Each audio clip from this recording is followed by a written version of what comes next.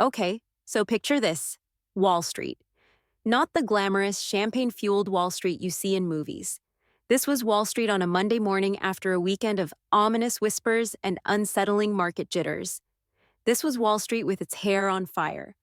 The trading floor was a scene of utter chaos.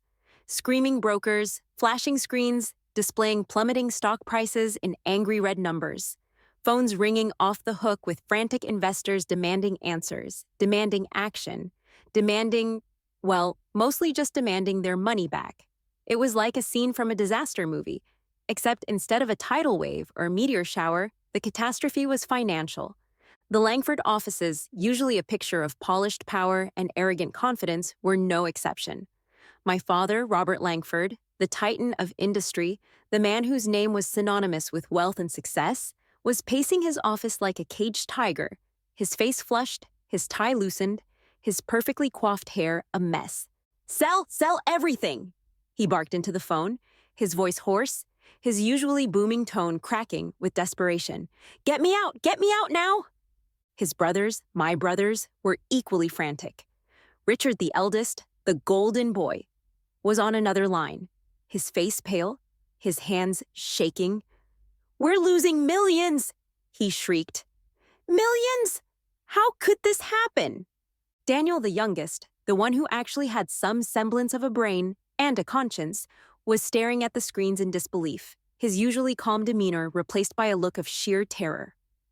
"Dad," he said, his voice trembling, we need to do something." "Do something?" my father roared. "What do you suggest, Daniel? Pray to the stock market gods? Sacrifice a lamb to the financial gurus? Just get me my money back." And where was I in all this? Well, I was in my penthouse, high above the chaos, sipping a glass of chilled Sauvignon Blanc and watching it all unfold on my multiple screens. The news channels were broadcasting live from Wall Street, showing the pandemonium on the trading floor, the worried faces of investors, the grim pronouncements of financial analysts. It was like watching a train wreck in slow motion, except this train wreck was the Langford Empire, and I had a front row seat. I'd warned them, of course. Months ago, I'd presented them with my analysis, the numbers, the trends, the undeniable signs that the market was about to crash. I'd begged them to listen, to heed my warnings, to take some precautions. But of course, no one listens to the girl. Okay, so the Langford family. Think less warm and fuzzy and more Succession with a dash of Mean Girls. We were the epitome of old money, with a family tree that could be traced back to the Mayflower and a fortune built on shrewd investments, ruthless ambition, and a healthy dose of good old-fashioned privilege. My father, Robert Langford, was the patriarch, the king of his castle, the man who ruled the Langford Empire with an iron fist and a condescending smirk. He was a brilliant businessman, no doubt, but also a product of his time, a man who believed that a woman's place was in the kitchen, the garden, or maybe, if she was particularly ambitious, the charity circuit. My brothers, Richard and Daniel, were chips off the old block. Richard the elder was the golden boy, the heir apparent, the one who was groomed from birth to take over the reins of the Langford Empire. He was arrogant, entitled, and utterly convinced of his own brilliance, even though his investment strategies were often more lucky guess than calculated risk. Daniel the younger was different. He was quieter, more thoughtful, and surprisingly self-aware. He actually acknowledged my intelligence, my financial acumen, even occasionally sought my advice, though he rarely followed it. But even Daniel, with his more progressive views, couldn't quite escape the ingrained sexism of the Langford dynasty. And then there was me, Evelyn, the spare, the backup plan, the emotional one. I was the only daughter, the one who was expected to marry well, produce heirs, and maybe, if I was lucky, chair a few charity galas. But I wasn't interested in any of that. I was fascinated by finance, by the intricate dance of numbers, the strategic maneuvering of investments, the thrill of predicting market trends and outsmarting the competition. I'd studied economics at Harvard, graduated top of my class, and proven myself time and again in the cutthroat world of high finance. Yet my father and brothers never took me seriously. They'd pat me on the head, praise my womanly intuition, and then proceed to ignore my advice, dismiss my analysis, and make decisions that were often driven more by ego than by logic. Evelyn, darling, my father would say, his voice dripping with condescension. You have such a good head for numbers. For a woman. But this is a man's world, darling. You wouldn't understand. Oh, I understand perfectly, Dad, I'd retort, my voice laced with barely suppressed frustration. I understand that you're about to make a disastrous investment that's going to cost us millions. He'd just chuckle, pat me on the head again, and walk away, leaving me fuming with impotent rage. It wasn't just the dismissal, the condescension, the constant undermining of my expertise. It was the outright sexism, the casual misogyny, the sometimes abuse. Don't get hysterical, Evelyn, Richard would sneer whenever I dared to challenge his investment strategies. It's unbecoming of a lady. So, why don't you go shopping, Evelyn? My father would suggest whenever I tried to participate in a serious business discussion. Or maybe plan a luncheon for the wives. That's what you're good at, isn't it?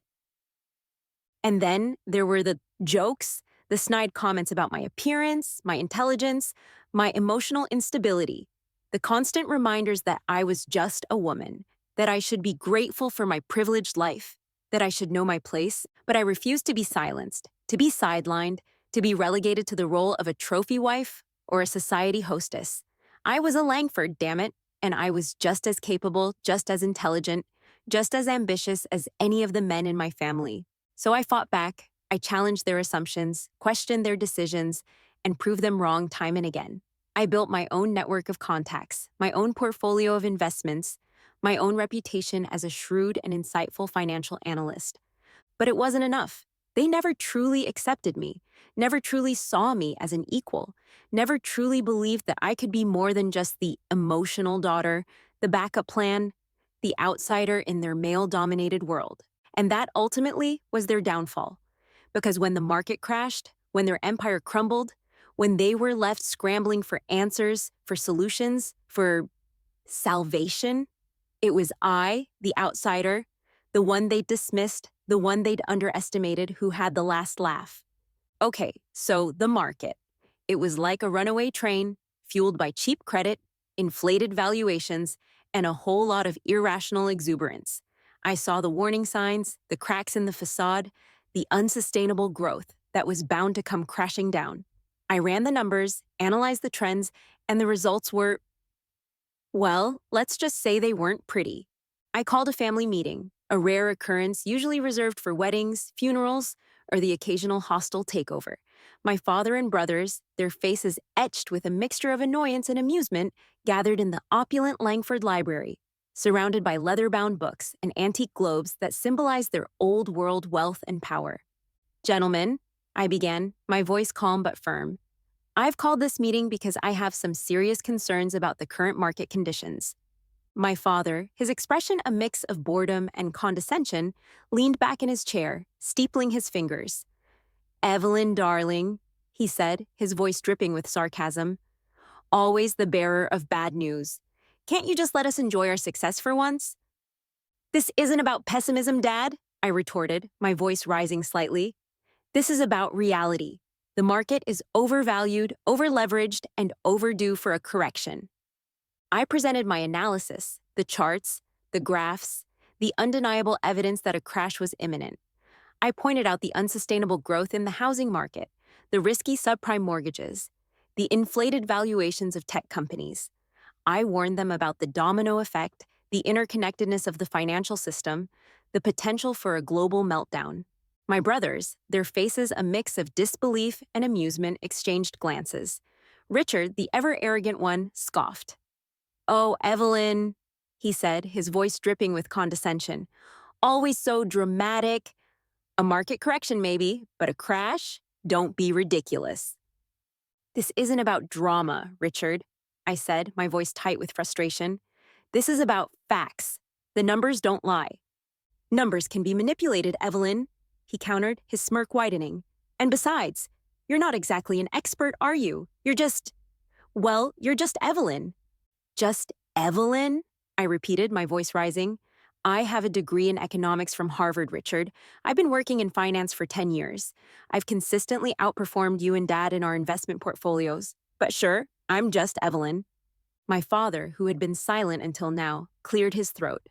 Evelyn, darling, he said, his voice patronizing, we appreciate your enthusiasm, but this is a complex matter, one that requires experience, intuition, and, well, let's just say a certain masculine perspective. Masculine perspective? I scoffed. What does that even mean? Are you saying that women are incapable of understanding finance? Of course not, darling, he said, his smile condescending. But you women, you tend to be more emotional, more reactive. You lack the steadiness required for this kind of high-stakes decision-making. Steadiness? I laughed, a harsh, humorless sound. You call your reckless investments steadiness? You call your blind faith in a bubble market steadiness?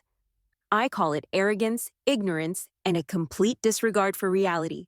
My words hung in the air, the silence heavy with tension. My father and brothers glared at me, their faces flushed with anger, their pride wounded. They were used to being the ones in control, the ones calling the shots, the ones dismissing my concerns with a wave of their hand and a condescending pat on the head. But this time, I wasn't backing down. I'd seen the writing on the wall, the inevitable crash that was coming, the devastation it would wreak on their empire, their fortune, their legacy. And I wasn't going to let them drag me down with them. I'm warning you, gentlemen, I said, my voice firm, unwavering. This market is going to crash, and when it does, it's going to be a bloodbath. If you don't listen to me, if you don't take precautions, you're going to lose everything. My words were met with silence, a cold, hostile silence that spoke volumes. They weren't going to listen. They weren't going to believe me. They were too arrogant, too stubborn, too blinded by their own hubris to see the truth that was staring them right in the face. And so I made a decision that would change my life, my family, my future, a decision that would prove them wrong, that would expose their ignorance, that would ultimately liberate me. I walked out of the library, my head held high, my resolve hardened. I wasn't going to waste any more time trying to convince them, trying to save them from themselves. I was going to save myself. Okay, so Operation Get the Hell Out of Dodge was a go. I wasn't about to go down with the Langford ship, not when I'd seen the iceberg looming dead ahead. My family could cling to their denial, their arrogance, their masculine perspective, but I was taking a lifeboat, thank you very much. First order of business, stealth mode. I couldn't let my father or brothers get wind of my plan. They'd try to stop me, guilt me, or worse, manipulate me into staying. So I operated in secrecy like a financial ninja, my movements swift, silent, and deadly effective. I started with the shares. I had a significant chunk of Langford stock, a combination of inheritance and shrewd investments over the years. Selling it all at once would raise eyebrows, trigger alarms, and probably cause a minor panic. So I did it gradually, in small batches, spread out over weeks, using different brokers, different accounts, different identities, if necessary. Thank you, offshore accounts and the wonders of modern technology. Next, the liquid assets. Properties, artwork, jewelry, even that vintage Porsche my father had gifted me for my graduation, which, let's be honest, was more of a look how generous I am gesture than a genuine expression of paternal affection.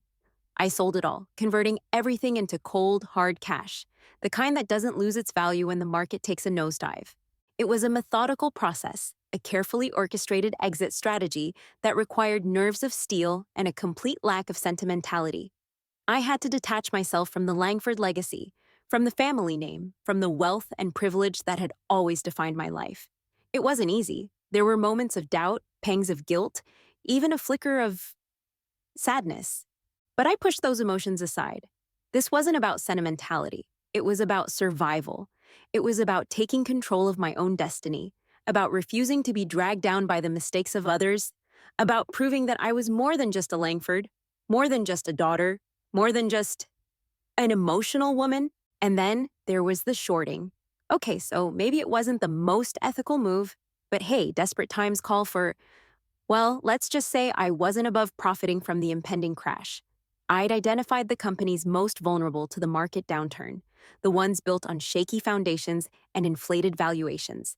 And I'd bet against them, shorting their stock, positioning myself to gain as they went down in flames. It felt a little bit ruthless, a little bit vindictive. But then I'd remember my father's condescending smirk, Richard's arrogant dismissal, Daniel's silent betrayal, and the guilt would dissipate like smoke.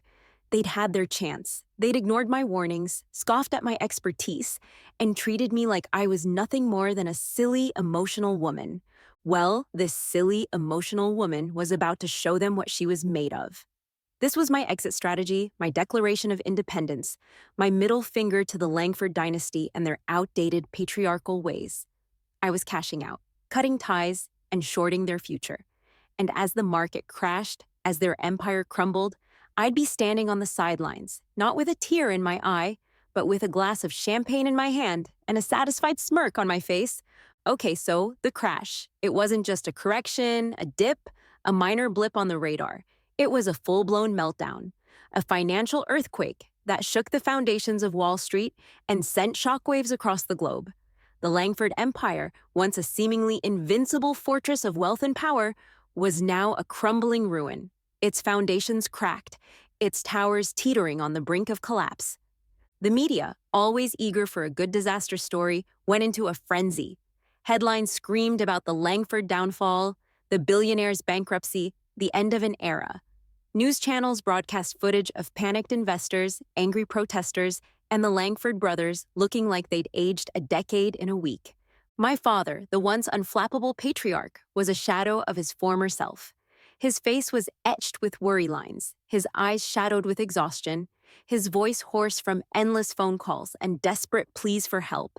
He'd gone from barking orders to begging for favors, his arrogance replaced by a humiliating desperation. Richard, the golden boy, had lost his shine. His cocky grin had vanished, replaced by a petulant frown. He blamed everyone but himself, railing against the unfairness of the market, the treachery of their rivals, the stupidity of their investors. He was like a spoiled child who'd had his favorite toy taken away, throwing tantrums and refusing to accept responsibility for his own actions. Daniel, the quiet one, was the most, human. He looked genuinely remorseful, his eyes filled with a mixture of guilt and regret. He'd approached me a few times, his voice hesitant, his words stumbling over apologies and explanations. I'd listened, my expression impassive, my heart hardened by years of their dismissal and disrespect. "Evelyn," he'd said, his voice low, I know I should have listened to you. I should have trusted you. I'm so sorry." "Sorry isn't going to bring back the billions you lost, Daniel," I'd replied, my voice cold, flat. He'd flinched, his shoulders slumping. "I know," he'd said, his voice barely a whisper. I wanted you to know that I believe you now. I see what you saw. I see how wrong we were." I just nodded, my expression unchanged. I wasn't ready to forgive, not yet. Not when the wounds were still fresh, the betrayal still stinging. The Langfords tried everything to salvage their empire. They sold assets, begged for loans, courted investors, and even resorted to pleading with the government for a bailout. But it was no use. The damage was done. Their reputation was tarnished, their fortune depleted, their power waning. The vultures were circling, sensing blood in the water. Rival companies were picking off their assets, poaching their talent, and gleefully dismantling the empire that had once seemed invincible. The Langford name, once a symbol of wealth and success, was now a cautionary tale, a punchline, a synonym for hubris and downfall. And I, Evelyn Langford, the emotional one, the unfit heir, the one they dismissed and disregarded, was watching it all unfold from my penthouse, a silent observer, a detached witness to their spectacular implosion. I wasn't gloating, not exactly, but there was a certain satisfaction in seeing them finally face the consequences of their actions, in knowing that I'd been right all along, in proving that I was more than just a Langford, more than just a daughter, more than just an emotional woman. I was Evelyn Langford, the survivor, the visionary, the one who'd seen the storm coming and weathered it with grace and resilience. And as the Langford empire crumbled around them, I was ready to rise from the ashes, stronger, smarter, and more determined than ever before. Okay, so the Langfords were sinking, and I wasn't about to throw them a life raft. No way. This wasn't about family, about loyalty, about some sentimental, blood is thicker than water nonsense. This was about business. This was about opportunity. This was about, well, let's just say a little payback wasn't entirely out of the question. I'd watched them flounder, their desperate attempts to salvage their empire growing more pathetic by the day. They were like drowning men, thrashing about, grasping at straws, their once arrogant confidence replaced by a pathetic desperation. It was almost pitiful, almost. But I wasn't there to offer sympathy or a shoulder to cry on or a financial bailout. I was there to capitalize on their misfortune, to seize the opportunity that their arrogance and ignorance had created. I was there to take what was rightfully mine, and maybe, just maybe, to teach them a lesson they wouldn't soon forget. So I returned to Wall Street, not as Evelyn Langford, the prodigal daughter, the emotional one, the backup plan. I returned as Evelyn Langford, CEO of my own newly formed investment firm, Langford Capital, a name I chose with a touch of irony, a subtle reminder of who was now in charge. My first move? Acquisitions. The Langfords, in their desperation, had started selling off assets, anything to raise cash, to stem the bleeding, to keep the wolves at bay. And I was there, ready to buy. Not just any assets, though.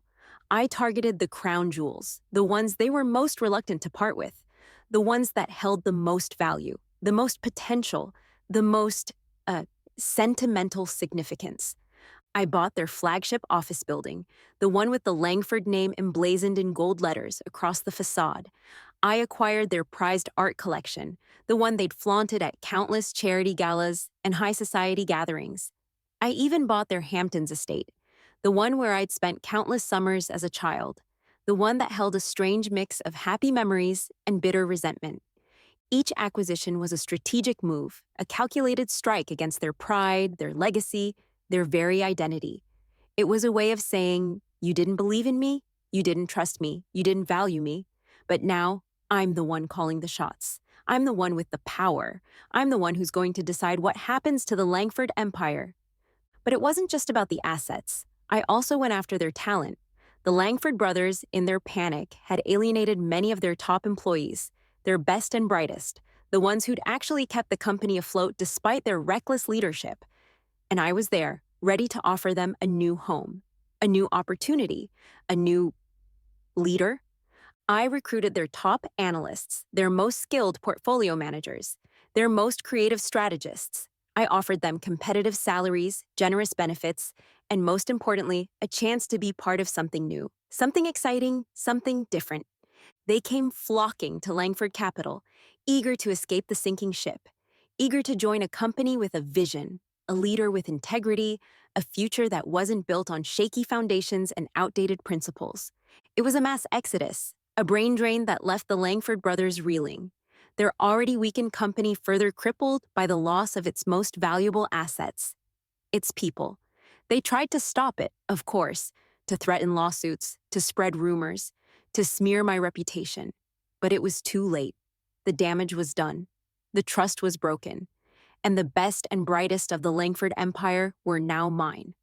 I watched them crumble, their desperation growing with each passing day, their once proud faces etched with worry lines and haunted by the specter of failure.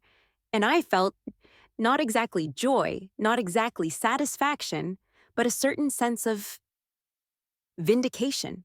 They'd underestimated me, dismissed me, disregarded me. And now I was the one in control, the one with the power, the one who was going to rewrite the Langford legacy on my own terms, with my own vision, with my own ruthlessness, if necessary. Okay, so Daniel, he was the wild card in the Langford deck, the one brother who wasn't a complete carbon copy of our father. He was smarter, more sensitive, and dare I say, less of a jerk. He'd always treated me with a certain level of respect, even when he disagreed with me, even when he sided with the boys' club. But that didn't excuse his betrayal. He'd known I was right about the crash. He'd admitted it.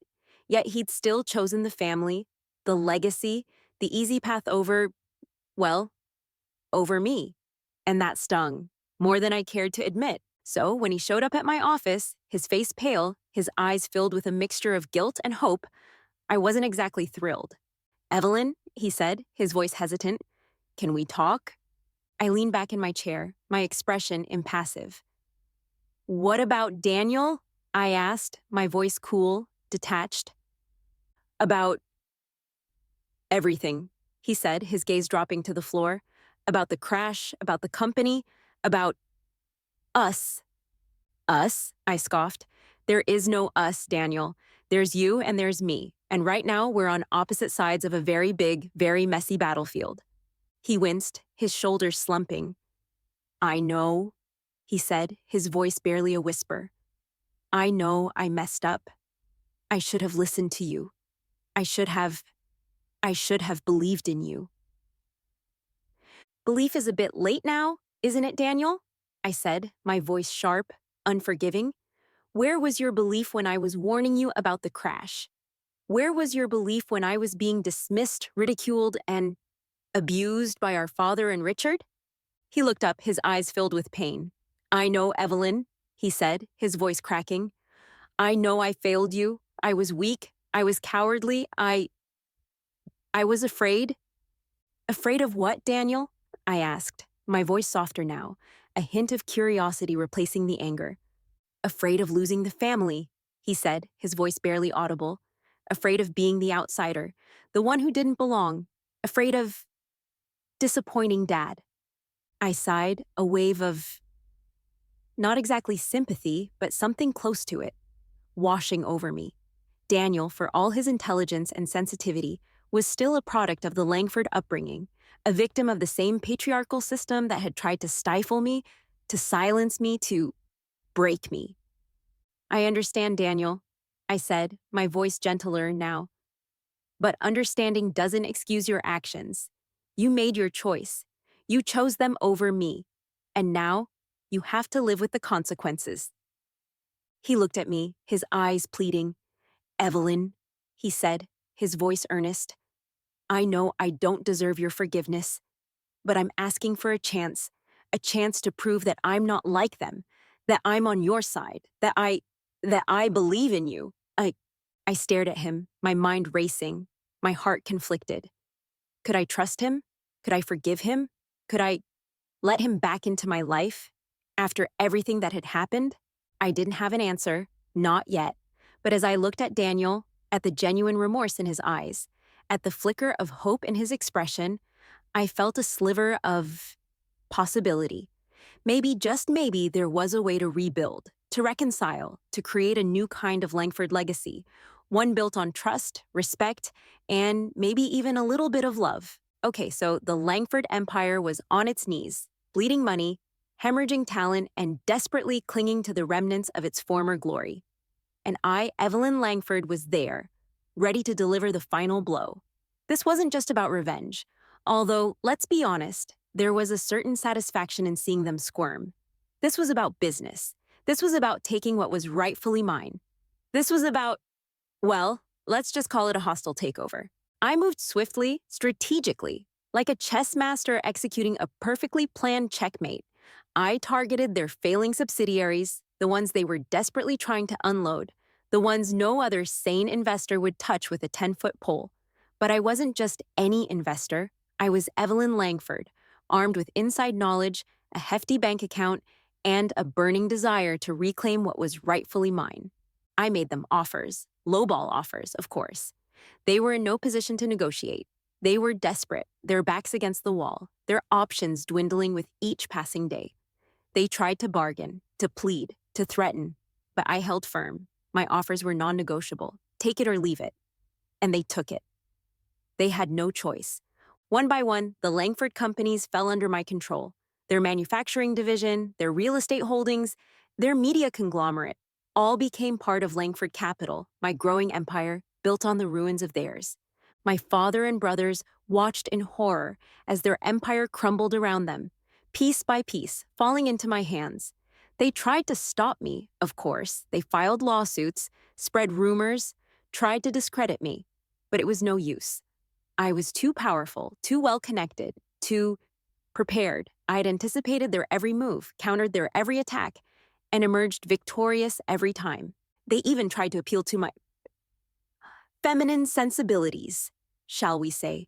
Evelyn, darling, my father pleaded, his voice cracking with desperation. You can't do this to us. We're your family. We're Langfords. We built this empire together. Together?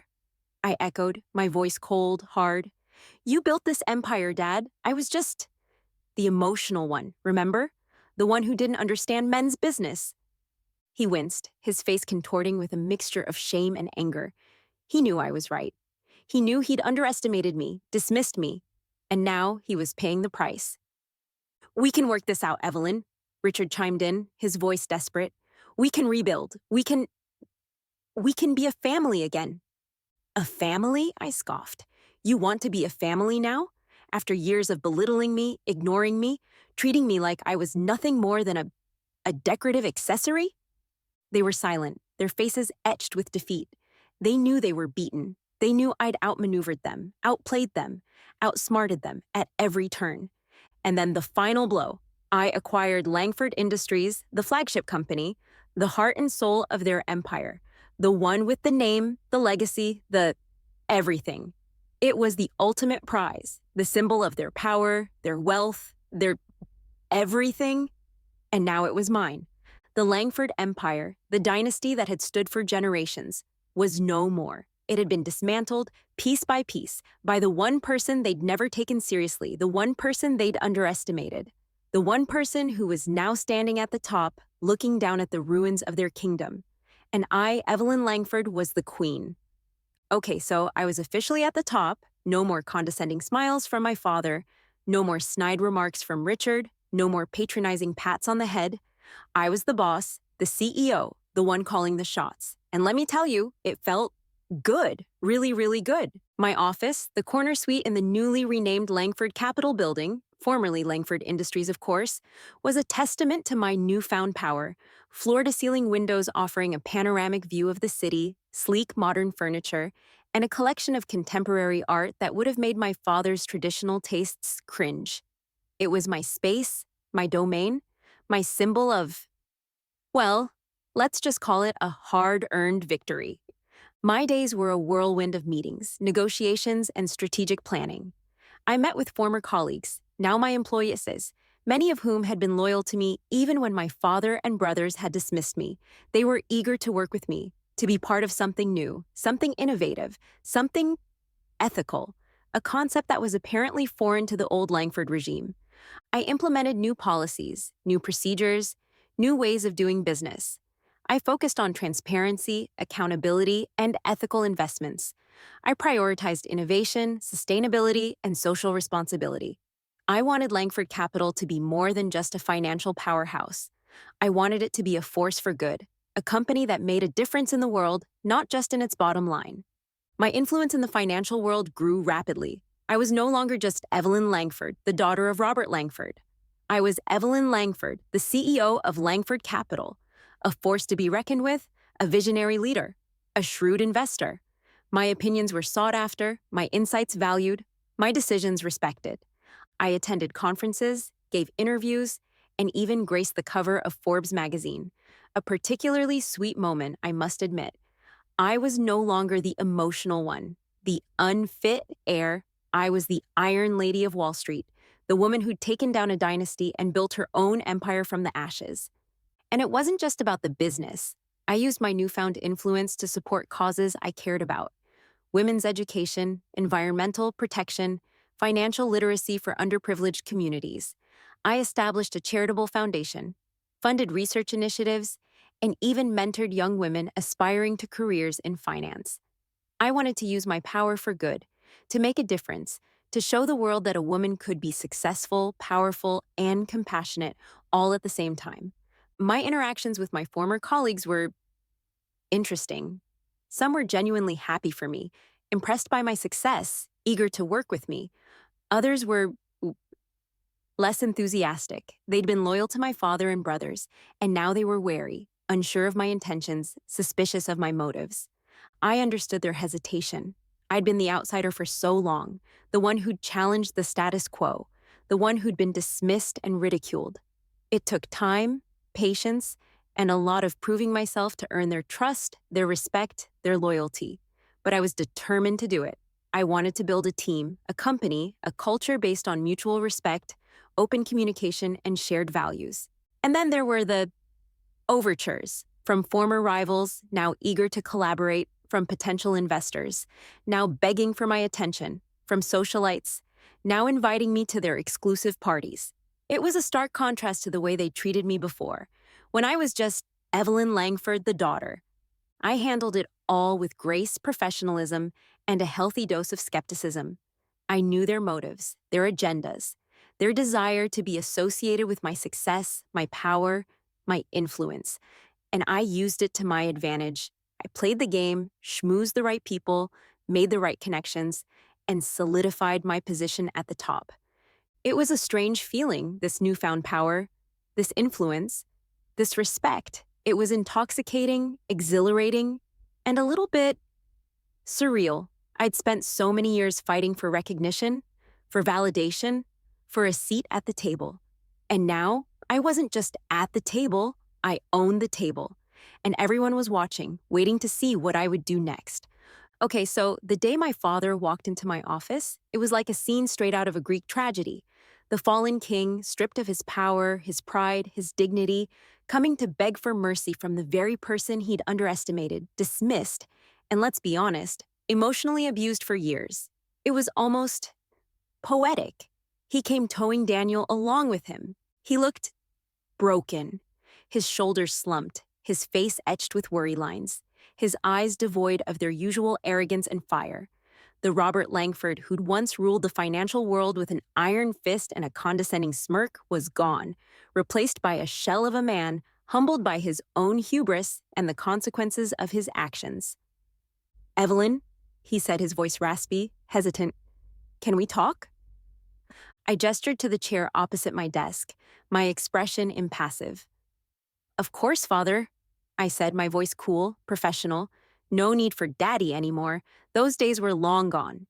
He sat down heavily, his gaze darting around the office, taking in the sleek, modern furniture, the contemporary art, the panoramic view of the city that was now my domain.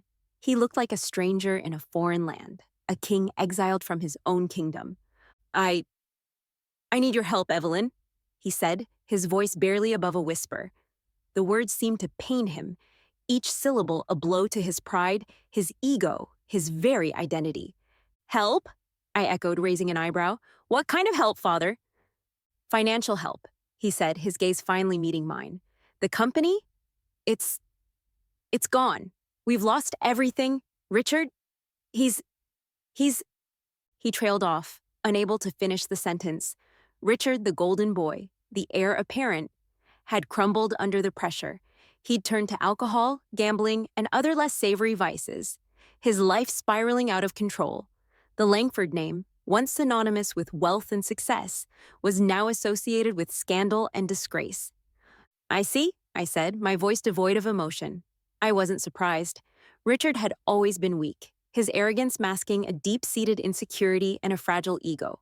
He couldn't handle failure, couldn't cope with the loss of his privileged life, his unearned status, his everything. "Evelyn," my father pleaded, his voice cracking, "you're our only hope. You're a Langford. You have the resources, the connections, the power to save us." "Save you?" I laughed, a harsh, humorless sound. "You want me to save you? After everything you've done?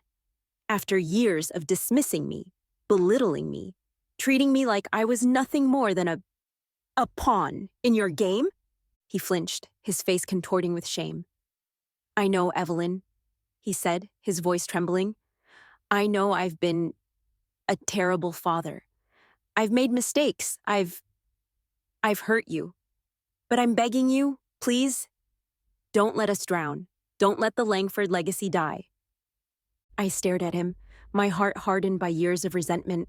of anger, of pain. I'd longed for his approval, his recognition, his love, but he'd given me nothing but disdain, condescension, and abuse. And now he was begging for my help, for my mercy. The Langford legacy, I said, my voice cold, sharp. The legacy built on arrogance, greed, and a complete disregard for anyone who wasn't a Langford male. That legacy? He looked at me, his eyes filled with a mixture of fear and desperation. He knew he'd lost. He knew I held all the cards. He knew his fate, his family's fate, rested in my hands. I warned you, Father, I said, my voice firm, unwavering. I warned you about the crash, about the risks, about the consequences of your actions, but you didn't listen. You never listened, and now you're paying the price. He opened his mouth to speak, to plead, to beg, but I cut him off with a wave of my hand. It's over, Father, I said, my voice final, absolute. The Langford Empire is gone. And you're on your own. He stared at me, his face pale, his eyes filled with a mixture of disbelief and despair. He'd lost everything, his power, his wealth, his family, his everything, and he had no one to blame but himself. He rose slowly, his movements stiff, his shoulders slumped. He looked like an old man, defeated, broken, lost. He turned to leave, his footsteps echoing in the silence of the office, the sound of a fallen king retreating from the battlefield. As he reached the door, I spoke again, my voice softer now, a hint of something else, replacing the coldness. Daniel, I said. He stopped, his hand on the doorknob, his back still turned to me. Come back tomorrow, I said. We have work to do. He turned, his eyes widening with surprise, a flicker of hope igniting in their depths. He nodded slowly, a silent promise, a silent gratitude. I watched him leave, my heart a strange mix of emotions. I'd rejected my father, the man who'd never believed in me, the man who'd hurt me more than he'd ever know. But I'd offered a lifeline to Daniel, the brother who'd betrayed me, but who'd also shown remorse, who'd acknowledged my worth, who'd maybe, just maybe, earned a second chance. This wasn't about forgiveness, not entirely. It was about strategy, about building a new kind of empire, one based on trust, loyalty, and maybe even a little bit of family. It was about creating a legacy that was truly mine, a legacy that would honor the woman I'd become, the woman who'd risen from the ashes of the Langford dynasty, stronger, smarter, and more powerful than ever before.